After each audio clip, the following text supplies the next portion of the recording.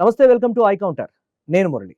తెలంగాణ రాష్ట్రానికి సంబంధించి సిపిఎం పార్టీకి నూతన కార్యదర్శిగా నియమితులయ్యారు జాన్ వెస్లీ గారు.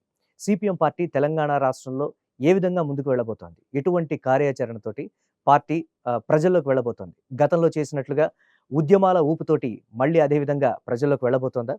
జాన్ వెస్లీ గారిని అడిగి తెలుసుకుందాం. జాన్ వెస్లీ గారు, నమస్తే అండి. గతంలో సిపిఎం పార్టీ అంటే ప్రజల్లో ఉండేటువంటి పార్టీ, ప్రజల కోసం ప్రజల తరపున పోరాటం చేసేటువంటి పార్టీ. గత కొద్ది కాలంగా చూస్తే సిపిఎం పార్టీ కొంచెం తగ్గిపోయిందనో, లేకపోతే ప్రజల్లో లేదనేటువంటి రకరకాల విమర్శలున్నాయి. నూతన కార్యదర్శిగా నియమితులైనటువంటి మీరు ఎటువంటి కార్యాచరణతో ముందుకెళ్తారు? సిపిఎం పార్టీ దేశంలో కానీ ఇక్కడ రాష్ట్రంలో కానీ ఉన్నటువంటి సంపద పంపిణీలో తీవ్రమైనటువంటి అసమానతలు ఉంటున్నాయి. 1% ధనిక వర్గాల చేతుల్లో 40% సంపద ఉంటే 50% పేద జనాభాల చేతుల్లో 3% సంపద ఉంటుంది. కాబట్టి ఈ వ్యత్యాసాలు తీవ్రమైనటువంటి ఆర్థిక అసమానతలు, నిరుద్యోగం, అధిక ధరలు, ఇలాంటి అసమానతలు ఉన్నాయి. రెండవది, కార్మికులకు కనీస వేతనం లేదు, రైతులకు మద్దతు ధర లేదు, గిట్టుబాటు ధర లేదు, ఆత్మహత్యలు జరుగుతున్నాయి. వ్యవసాయ కూలీలకు ఉపాధి లేని స్థితి ఉంది కోట్లాది మంది ప్రజలు రాష్ట్రంలో. అట్లాగే దళితులు, గిరిజనులు, బలహీన వర్గాలు, మైనార్టీలు, మహిళలు, అగ్రకులాల్లోని పేదలు ఈ సామాజిక అసమానతలకు, అణచివేతకు కూడా గురవుతున్నారు. అందుకని తెలంగాణ రాష్ట్రంలో శ్రామిక వర్గాల హక్కుల సాధన కోసం, అట్లాగే సామాజిక న్యాయం కోసం ఈ రెండిటి మీద ప్రధానమైనటువంటి కేంద్రీకరణ చేసి భవిష్యత్తు ఉద్యమం అనేటట్టు ఉండబోతుంది. ఈ క్రమంలో ఇప్పటి వరకు ఉండేటటువంటి ప్రభుత్వాలు అవన్నీ కూడా పేరుకు వివిధ రాజకీయ పార్టీలుగా కనిపిస్తున్నప్పటికీ, వేర్వేరు పార్టీలుగా కనిపిస్తున్నప్పటికీ అవన్నీ కూడా పెట్టుబడిదారులకు, పారిశ్రామికవేత్తలకు, భూస్వామ్య వర్గాలకు, వాళ్ళ సంపదకు అనుకూలంగా వివరిస్తున్న పార్టీలుగా ఉన్నాయి. అందుకని సిపిఎం పార్టీ ఈ శ్రామిక వర్గాల విముక్తి కోసం, అణగారిన తరగతుల హక్కుల సాధన కోసం ఉద్యమించేటటువంటి పార్టీగా మేము తెలంగాణలో ముందుకు పోబోతున్నాం. ఆ క్రమంలో ఈ అసమానతలకు వ్యతిరేకమైనటువంటి అన్ని రకాల ఉద్యమాలు తీసుకుంటాం. ఇప్పటికే ఇళ్ల స్థలాల పోరాటం పెద్ద ఎత్తున జరుగుతుంది. రాష్ట్రంలో 30 లక్షల మందికి ఇల్లు లేనటువంటి వాళ్ళు ఉంటే, గతంలో ఉండే బీఆర్ఎస్ ప్రభుత్వం ఇల్లు ఇవ్వలేదు, డబుల్ బెడ్రూమ్లు అని చెప్పి. ఇప్పుడు కాంగ్రెస్ పార్టీ కూడా అధికారంలోకి వచ్చిన తర్వాత కూడా ఇండ్ల పంపిణీ అనేటటువంటిది ఏం జరగడం లేదు. అట్లాగే కొత్తగా ఉద్యోగాలు ఇవ్వలేదు, ధరలు విపరీతంగా పెరిగినాయి. అట్లాగే ఇప్పుడుండేటటువంటి కార్మికులకు కనీస వేతనం కనీసం 26,000 ఉండాలా నెలకు, అంటే 13-14,000 కూడా రావడం లేదు. రైతాంగానికి సంబంధించినటువంటిది, వాళ్ళకి సంబంధించినటువంటి ఇప్పుడు మిరప ధరకు 25,000 క్వింటాల్కి రావాల్సి ఉంటే 10,000 కూడా ఇవ్వడం లేదు. అంటే తీవ్రమైనటువంటి పార్టీలో కూడా ఒకంత ఐక్యత లేదు అనేటువంటి రకరకాల విమర్శలు కూడా ఉన్నాయి. అందరినీ కలుపుకొని పోయేటువంటి పరిస్థితులు ప్రస్తుతం ఉన్నటువంటి సిచ్యువేషన్లో ఉన్నాయంట. తప్పకుండా పార్టీలో అనైక్యత ఉండేటటువంటి అవకాశాలు లేవు. సైద్ధాంతికంగా అనేక విషయాలు చర్చలు ఉంటాయి, భిన్నాభిప్రాయాలు కూడా ఉంటాయి. అంతిమంగా మహాసభల్లో ఏమి నిర్ణయం చేస్తే ఆ మహాసభలకు అనుగుణంగా వ్యవహరించడం ఉంటుంది. కానీ ప్రజా పోరాటాల విషయంలో, ప్రజల తరఫున పోరాడేటటువంటి విషయంలో ఎలాంటి భిన్నాభిప్రాయాలు ఉండవు, వ్యత్యాసాలు ఉండవు. అది సంఘటితంగా ఐక్యంగానే ఆ పోరాటాలు ముందుకు సాగుతాయి. అంటే తెలంగాణ వచ్చిన తర్వాత పార్టీ కొంచెం నెమ్మదించింది, ఉద్యమాల పరంగా కానీ, ప్రజల్లోకి వెళ్ళటం కానీ, ఆ స్పీడ్ అనేది తగ్గిందనేటువంటి విమర్శ ఉంది. దానికి ఏం చెప్తారు? సహజంగానే తెలంగాణ ఉద్యమం జరుగుతున్నప్పుడు ప్రజల భావాలంతా కూడా తెలంగాణ వస్తే ఆంధ్రప్రదేశ్ రెండుగా విడిపోతే ప్రజా సమస్యలు పరిష్కరించబడతాయి అనేటటువంటి ఒక అంశం ముందుకొచ్చింది. ఆ క్రమంలో మేము చెప్పేటటువంటి విషయాలకు కానీ ప్రజలు ఆ రోజు ప్రాధాన్యత ఇస్తున్నటువంటి పరిస్థితి లేదు. ఆ రకంగా కొంత నెమ్మదించినటువంటిది వాస్తవం. అట్లాగే కొత్తగా తెలంగాణ ఏర్పడ్డ తర్వాత కొత్త ప్రభుత్వం తెలంగాణ కోసం పనిచేసే ప్రభుత్వాలు ఏమైనా చేస్తుంది అనేది అనుకున్నారు. అది ఏమీ జరగలేదు. ఈ 10 సంవత్సరాలు బీఆర్ఎస్ పాలనలో కూడా అలాంటిది ఏం జరగలేదు. సరే, బీఆర్ఎస్ తర్వాత ఇప్పుడు కాంగ్రెస్ వచ్చినా అలాంటిది ఏమీ లేదనేదే వస్తుంది. కాబట్టి మేమేం భావిస్తున్నామంటే, బీఆర్ఎస్కు, కాంగ్రెస్కు, బీజేపీకి వ్యతిరేకంగా, వాటి విధానాలకు వ్యతిరేకంగా తెలంగాణలో ఒక ప్రత్యామ్నాయ రాజకీయాల కోసం మేము ప్రయత్నం చేస్తున్నాం. అంటే సిపిఎం గతంలో పార్టీ. బీఆర్ఎస్‌తో సన్నిహితంగా ఉన్నారు గాబట్టి, ఉద్యమాల్ని వదులుకున్నారు అనేటువంటి విమర్శ ఎలాగా ఉంది. ఇప్పుడు ఆల్రెడీ కాంగ్రెస్ పార్టీతో ఉన్నారు కాబట్టి, అసలు ప్రశ్నించేటువంటి పరిస్థితులు కూడా లేవు. సన్నిహితంగా ఉంటారు కదా! మిత్రపక్షం ఏదున్నా సరే కొంచెం మిత్రత్వంగా పోవటమే తప్ప ప్రశ్నించి ఉద్యమాల రూపంలో మళ్ళీ ప్రజలందరినీ కూడగట్టుకొని ఉద్యమాలు చేసేంత పరిస్థితి ఉందా అంటే ఏం చెప్తారు? కాంగ్రెస్ పార్టీతో మాకు రాష్ట్రంలో ఎలాంటి మిత్రపక్షం గాని, అవగాహన గాని, పొత్తులు గాని అవి లేవు. సన్నిహితం కూడా లేదు. ఒక బీజేపీని ఓడించేటటువంటి క్రమంలో బీజేపీ మతోన్మాద రాజకీయాలకు వ్యతిరేకంగా లౌకిక పార్టీలకు మద్దతిస్తున్న కాడ మేము పోటీ చేయని దగ్గర ఆ పార్టీకి ఓట్లేసి నా సందర్భం ఉంది. ఆ పార్టీకే కాదు, బీఆర్ఎస్‌కు కూడా బీజేపీని ఓడించే దగ్గర బీఆర్ఎస్ కూడా వేసాను తప్ప కాంగ్రెస్‌తో ఎలాంటి పొత్తు సర్దుబాట్లు రాష్ట్రంలో అంటే లేవు. ఎక్కడ చెడిపోయిందంటారు కాంగ్రెస్ పార్టీతోటి?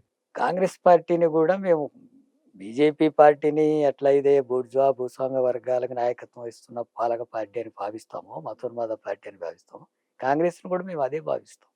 కాకపోతే అది మతోన్మాద పార్టీ, ఇది లౌకిక పార్టీ. ఆ వ్యత్యాసాన్ని చూస్తాం మేమంతే. అంత మాత్రాన కాంగ్రెస్ పార్టీ మిత్రపక్షం కాదు మాకు. ఖచ్చితంగా అది కూడా పాలకవర్గ పార్టీగానే, అది దోపిడీ వర్గాలకు నాయకత్వం వహిస్తున్న పార్టీగానే మేము చూస్తాం.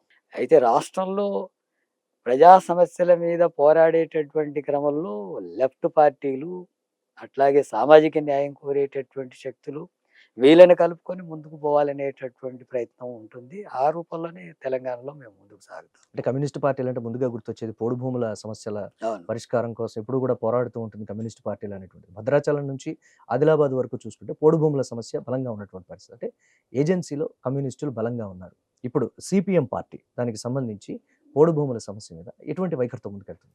అటవీ హక్కుల చట్టం వచ్చిన తర్వాత దాన్ని అమలు చేస్తామన్నటువంటి ప్రభుత్వాలు అమలు చేయకపోవడం వల్ల హ్మ్. లక్షల ఎకరాల పోడు సాగు చేస్తున్నటువంటి గిరిజనులకు, ఆదివాసీలకు హక్కు పత్రాలు రావడం లేదు. అవును. పెద్ద ఎత్తున సిపిఎం పార్టీ, లెఫ్ట్ పార్టీలు ఉద్యమాలు చేసిన తర్వాత బీఆర్ఎస్ పార్టీ కూడా ఒక 4,00,000 ఎకరాల వరకి ఇవ్వడం జరిగింది. దాదాపు 15 లక్షల ఎకరాలకు పైగా పోడు సాగు చేసుకుంటున్నటువంటి రైతులున్నారు. ఇప్పుడు ఆ పోరాటాన్ని మేము తీసుకోబోతున్నాం. హ్మ్. పోడు సాగు చేసుకుంటున్నటువంటి గిరిజనులకు, పేదలకంతా కూడా హక్కుపత్రాలు ఇవ్వాలనేటటువంటి పోరాటం. ఇళ్ల స్థలాలు ప్రభుత్వం ఇవ్వకపోతే ప్రభుత్వ భూములు ఎక్కడ ఉంటే అక్కడ గుడిసెలు వేసి పేదవాళ్ళ తరఫున పోరాటం ఇప్పుడు మేము తీసుకోబోతున్నాం. అవును. ఇప్పటికే గుడిసెలు వేసినాం చాలా ప్రాంతాల్లో. ఇప్పుడు అది జరుగుతుంది. అట్లాగే ఇప్పుడు మార్చి నెల మొత్తం మా పార్టీ సిపిఎం పార్టీ యావత్తు గ్రామీణ ప్రాంతాలకు వెళ్ళిపోయి హ్మ్. రాష్ట్ర కార్యదర్శి దగ్గర నుంచి గ్రామంలో ఉండే ఓ మా సామాన్యమైనటువంటి కార్యకర్త పల్లె పల్లెకు వెళ్ళి ప్రజల దగ్గరికి వెళ్ళి ప్రజా సమస్యలు గుర్తించి అక్కడ మంచినీళ్ళు, రోడ్లు, ఇళ్ల స్థలాలు, రేషన్ కార్డులు, అట్లాగే ధరణి సమస్యలు, భూ సమస్యలు, పోడు సమస్యలు, ఆ రకమైనటువంటి అంశాలతో పాటు సామాజిక తరగతుల సమస్యలు, వీటన్నిటి మీద ఒక నెల రోజులంతా గ్రామాలకి వెళ్ళిపోతుంది సిపిఎం పార్టీ. గ్రామాల్లో, బస్తీలలో, పట్టణాల్లో, బస్తీల్లో వాళ్ళ స్థానిక సమస్యల పరిష్కారం కోసం ఒక పెద్ద ఎత్తున కార్యక్రమాన్ని మార్చి నెలలో హ్మ్. తీసుకుంటున్నాం.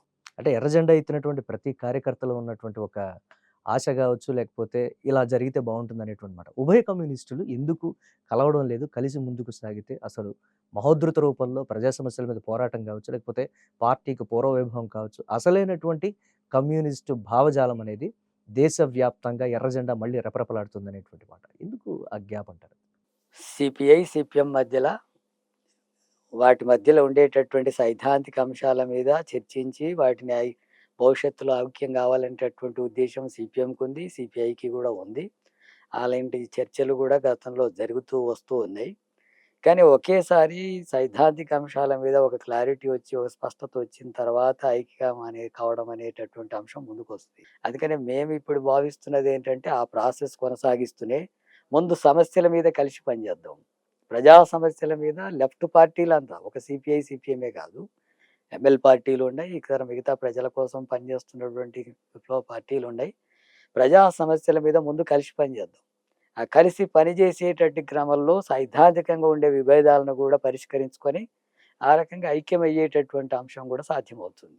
ముందు కలిసే పని చేయలేని పరిస్థితి ఉంటే, ఆ పార్టీలు ఒకటి కావడం అనేటటువంటిది సాధ్యం కాదు. ఒకవేళ అయినా అది నిలబడవు. అందుకని మేము ఆ ప్రయత్నమే చేస్తున్నాం. ముందు కలిసి తెలంగాణలో కూడా మొత్తం లెఫ్ట్ పార్టీలు 10 పార్టీలు ఉన్నాయి.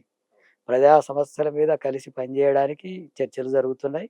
ఇప్పుడు భవిష్యత్తులో లెఫ్ట్ పార్టీలంతా కూడా కలిపి ప్రజా సమస్యల మీద బలమైనటువంటి ఉద్యమాలు తీసుకోబోతున్నాం. అంటే సిపిఎం అంటే అగ్రవర్ణాల ఆధిపత్యం ఎక్కువగా ఉండేటువంటి పార్టీ అని గతంలో ఒక ముద్ర కూడా ఉన్నటువంటి పరిస్థితి. ఇప్పుడు దళిత సామాజిక వర్గానికి చెందినటువంటి మీకు పార్టీ పగ్గాలు ఇవ్వడం ద్వారా ఎటువంటి సంకేతాలు ఇచ్చారు? ఇచ్చినట్టుగా మనం భావించుకోవచ్చు అంటారు. ఎటువంటి కార్యాచరణ దానికి సంబంధించి మీరు చేయబోతున్నారు దానికి? మొదటి విషయం ఏంటంటే కమ్యూనిస్టు పార్టీలలో పనిచేసేటటువంటి నాయకులు అగ్రకులాల నుంచి వచ్చినప్పటికి కూడా వాళ్ళు పనిచేసేది మాత్రం ధనిక వర్గాల కోసం, ఆధిపత్య కులాల కోసం పనిచేయరు. ఏ తరగతి నుంచి వచ్చినా శ్రామిక వర్గాల కోసం అణగారినటువంటి తరగతుల పక్షాన పోరాటం చేస్తారు. అందుకని కమ్యూనిస్ట్ పార్టీలో పనిచేసేటటువంటి నాయకుల్ని కులం ఆధారంగా చూడడం అనేది ఉండదు. బూర్జువా పార్టీలు అయితే అవి తప్పకుండా అది దళితుడిని పెట్టినా, బీసీని పెట్టినా ధనిక వర్గాల కోసం పనిచేసేటటువంటి వాళ్ళు అవుతారు.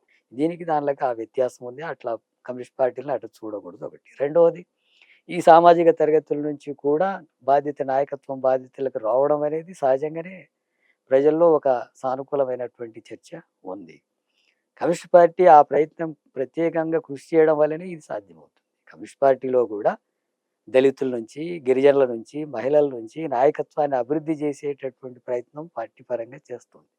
కమ్యూనిస్ట్ పార్టీలో దళితుడు కాబట్టి పదవి, మహిళ కాబట్టి పదవి, బీసీ కాబట్టి పదవులు ఉండవు, గిరిజనుడు కాబట్టి పదవులు ఉండవు.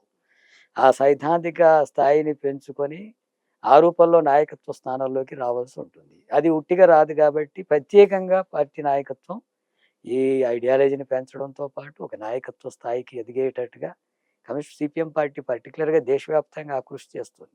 అందులో భాగంగా నేను ఈరోజు ఈ బాధ్యతలోకి వచ్చాను పార్టీ చేసిన కృషి ఫలితంగా. అలాగే చాలా జిల్లాల్లో ఈ తరగతులకు సంబంధించిన నాయకులు ఈ స్థాయిలోకి వచ్చారు. జాన్ వెస్లీ అనేటువంటి వ్యక్తి ఎప్పుడో రాష్ట్ర కార్యదర్శిగా రావాల్సినటువంటి వ్యక్తి. కానీ కొంతమంది అడ్డుకున్నారు అనేటువంటి మాట. అసలు నిజంగా అలా జరిగిందంటారా? అది కరెక్ట్ కాదు. ఎందుకంటే నాకంటే ముందు తమ్మినేని వీరభద్రం ఆయన పెద్ద మాస్ లీడరు, బలమైనటువంటి నాయకుడు, తెలంగాణను ప్రభావితం చేసిన నాయకుడు, సామాజిక న్యాయం, సమగ్ర అభివృద్ధి కోసం పెద్ద ఎత్తున పాదయాత్ర చేసి ఒక ఉద్యమాన్ని ముందుకు నడిపిన నాయకుడు. ఆయనతో పాటు నేను కూడా అందులో ఉన్నాను.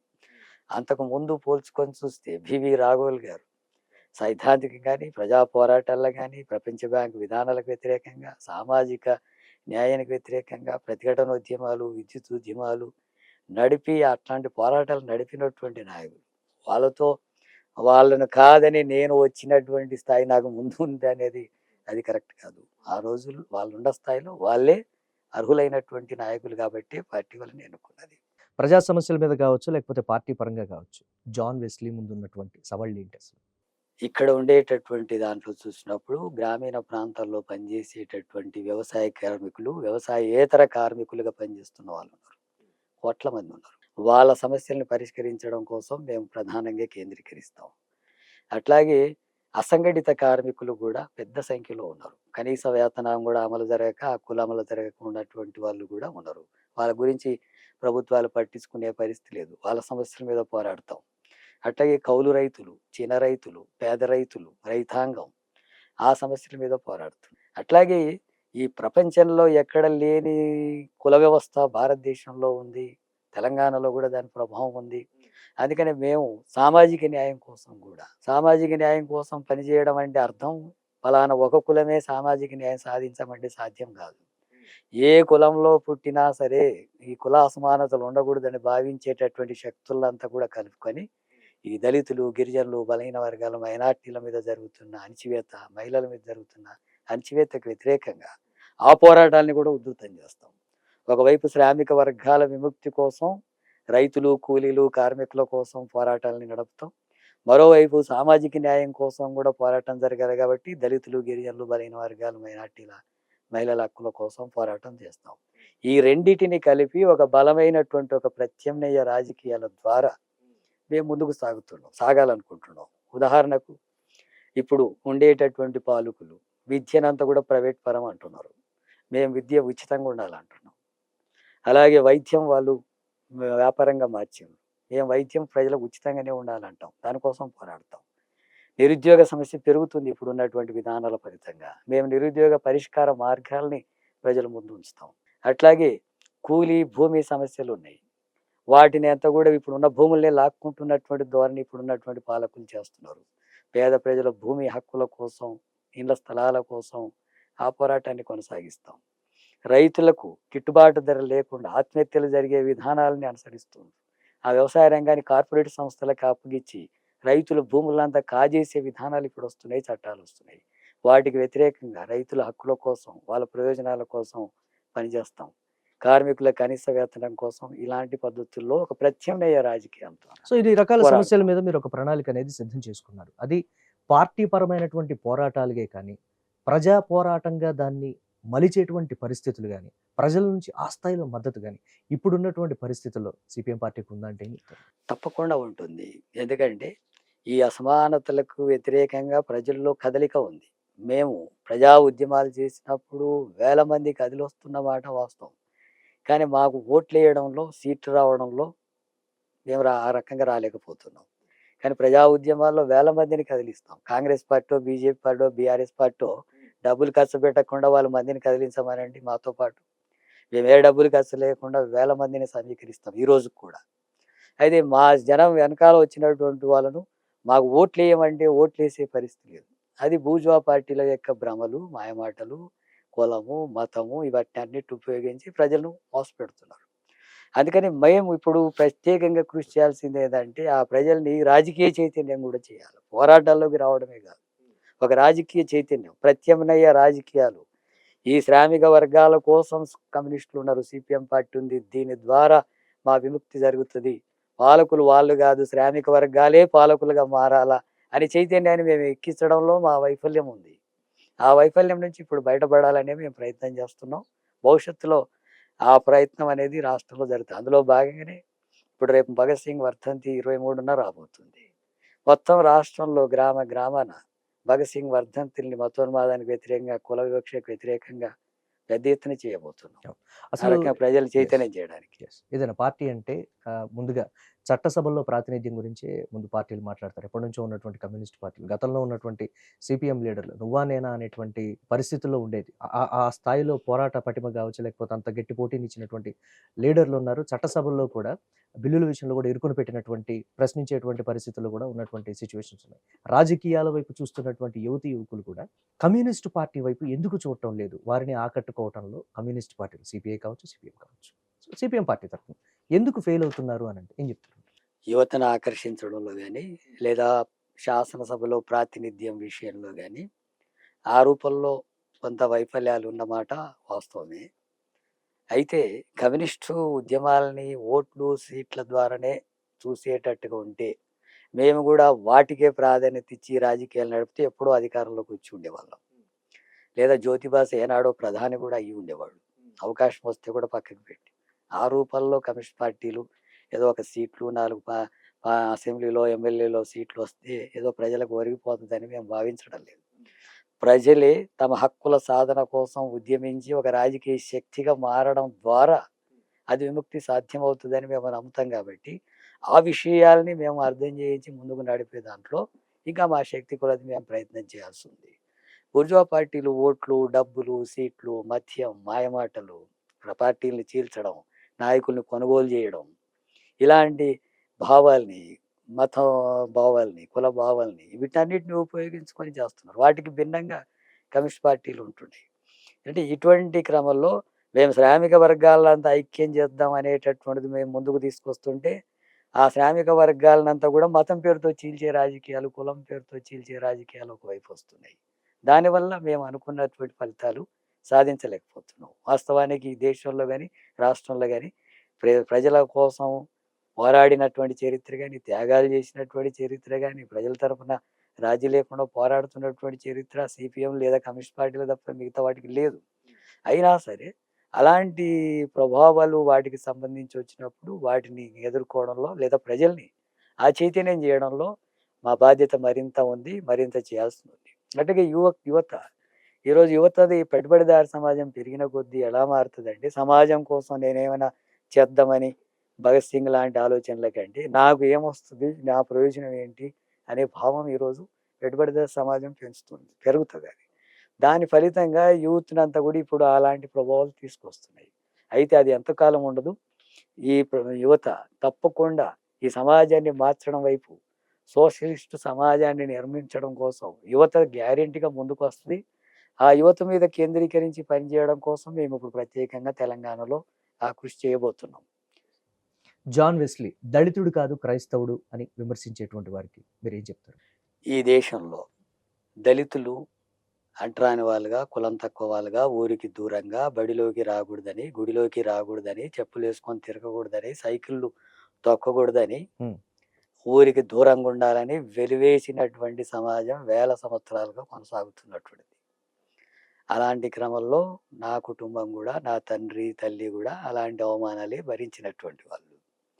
ఆ క్రమంలో ఒక పాలేరుగా ఉంటూ, పనిచేస్తూ, కుల వివక్షకు గురవుతూ, అట్లా కష్టపడి పనిచేస్తూ ఒక చిన్న రైతుగా ఎదిగి మమ్మల్ని కూడా చదివిస్తూ ముందుకొచ్చినటువంటి క్రమంలో ఆయన క్రిస్టియన్‌గా కూడా మారాడు. గుడిలోకి రానివ్వనటువంటి ఈ సమాజం నుంచి చర్చిలోకి రానిచ్చే సమాజం వైపు పోయాడు. నేను 7వ తరగతి నుంచే వామపక్ష భావాలకు ఆకర్షితుడైనా. 7వ తరగతినే ఈ సమాజం మార్పు కోసం లెఫ్ట్ రాజకీయాల వైపు, లెఫ్ట్ విద్యార్థి సంఘాలు, యువజన సంఘాలు, అట్లాగే లెఫ్ట్ పార్టీల్లో ఇప్పటి వరకు పనిచేస్తూ వస్తున్నటువంటి వాడిని. అందుకని మతం వల్ల ఈ సమస్యలు పరిష్కారం అవుతాయనో, లేకపోతే ఏదో దేవుడి వల్ల ఈ సమస్యలు పరిష్కారం అవుతాయో అని నమ్ముతున్న వాడిని కాదు. అలాంటి భావాలు నాతో ఏమీ లేవు. నా పేరును బట్టి ఆ అవకాశం మాట్లాడొచ్చు. కానీ ఆ అణగారినటువంటి తరగతులకు సంబంధించినటువంటి విముక్తి కోసం పనిచేసేటటువంటి క్రమంలో ఈ దేశంలో నీవు క్రిస్టియన్ మతం స్వీకరించినా, హిందూ మతం స్వీకరించినా, ఇస్లాం స్వీకరించినా, జైన మతం స్వీకరించినా, సిక్కు మతం స్వీకరించినా, ఏ మతం స్వీకరించినా కులం అనేది అక్కడ వస్తుంది. కుల వ్యవస్థ అనేది అక్కడ ఉంటుంది.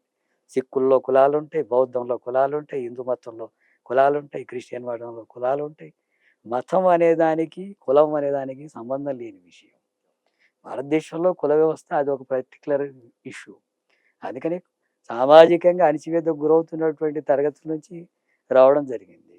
మతం విషయంకి వచ్చినప్పుడు నేను ఒక వామపక్ష భావాలతోన, శాస్త్రీయ భావాలతో ముందుకు నడుస్తున్నటువంటి వ్యక్తిని. దేవుడు సమస్యలు పరిష్కారం చేస్తాడని నమ్ముతున్న వ్యక్తిని కాదు.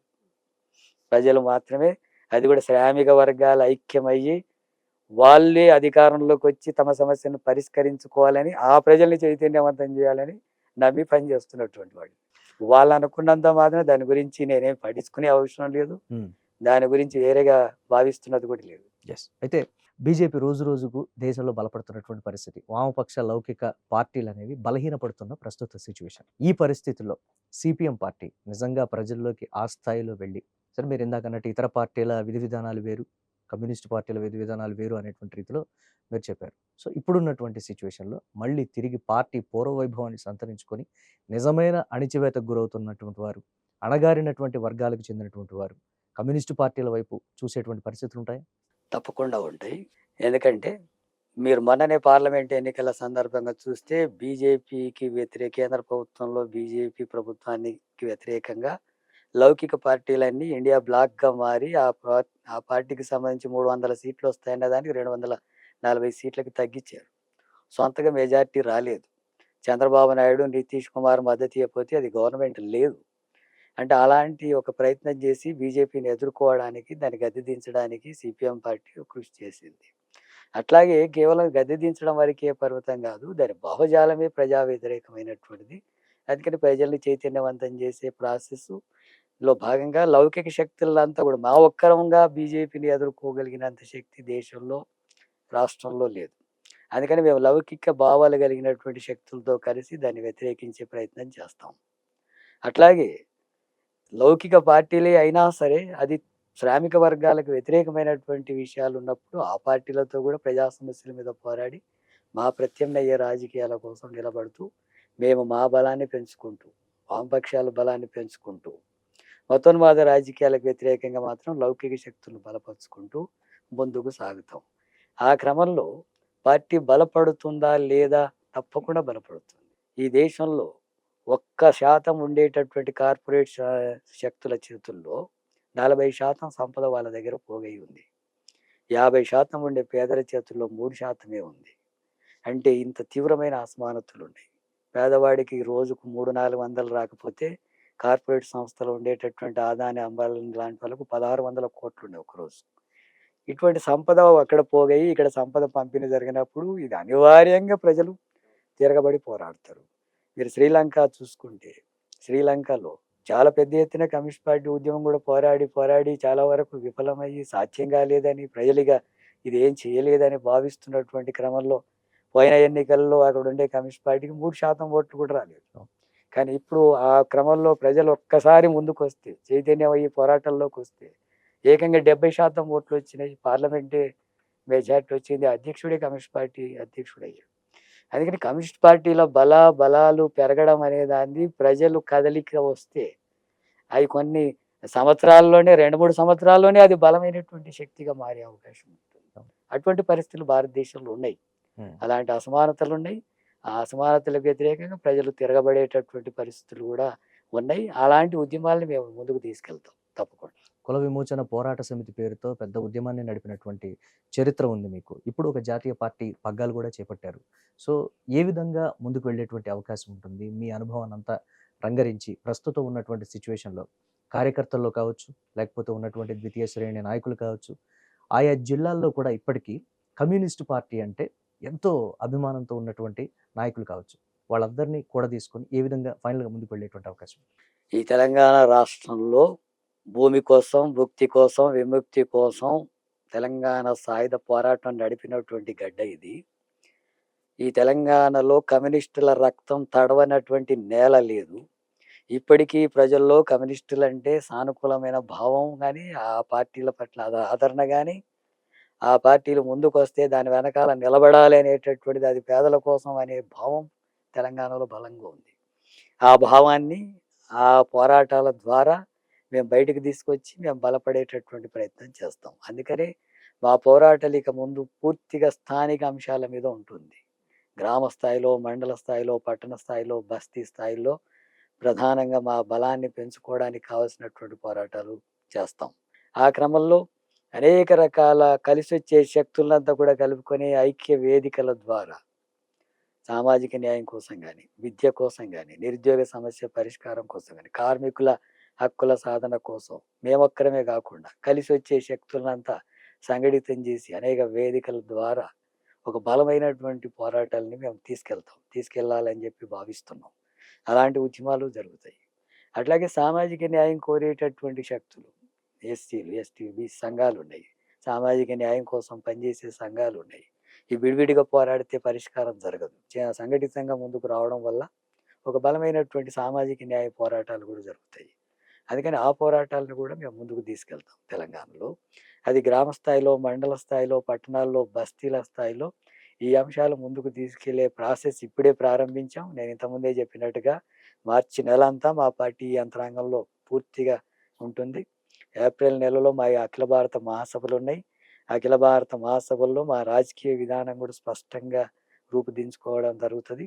ఆ మహాసభల్లో వచ్చినటువంటి రాజకీయ విధానంలో భాగంగా భవిష్యత్తు 3 సంవత్సరాలంతా కూడా బలమైనటువంటి పోరాటాలు, తప్పకుండా పాలక వర్గాలకు వణుకు పుట్టించేటట్టుగా, ప్రజలు తిరగబడితే ఆ గద్దెలు ఎట్ట నిలబడతాయో చూయించేటటువంటి పోరాటాలు తెలంగాణలో జరుగుతాయి. మా పార్టీ శ్రేణులు, నాయకులు, కార్యకర్తలంతా అందుకు సన్నద్ధంగా ఉన్నారు, సన్నద్ధం చేస్తున్నాం. ప్రజా పోరాటాలకి ముందు భవిష్యత్తులో చాలా తీవ్రంగా ఉంటాయి. రైట్. థ్యాంక్ యూ వెస్లీ గారు. సిపిఎం పార్టీ తెలంగాణలో ఎటువంటి కార్యాచరణతో ముందుకు వెళ్తుందో కూడా క్లియర్‌గా చెప్పారు. సో, ఇది ఇవాల్టి ఐ కౌంటర్. సో, జాన్ వెస్లీ గారు సిపిఎం పార్టీని తెలంగాణలో పూర్వ వైభవం తీసుకొస్తాం, అణగారినటువంటి వర్గాలకు సంబంధించి అణచివేతకు గురవుతున్నటువంటి వారు ప్రజల పక్షాన ప్రజా సమస్యల మీద గతంలో చేసినట్లుగా ఉవ్వెత్తున పోరాటం చేస్తామని అయితే చెప్తున్నారు. ఇది ఇవాల్టి ఐ counter. Keep watching I news.